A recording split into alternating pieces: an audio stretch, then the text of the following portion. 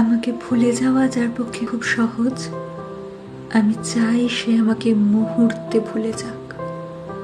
আমার সাথে কথা না বললে যার কিচ্ছুটি যায় আসে না, আমি চাই তার আমার সাথে আর কখনো কথা না হোক।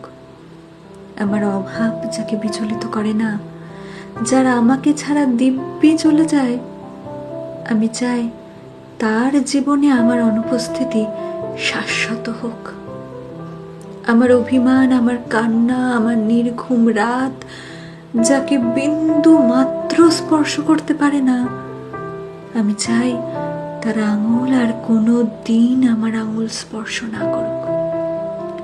তাতে আমি কষ্ট পেলে পাই, ভেঙে গেলে যাই, একলা হলে হই।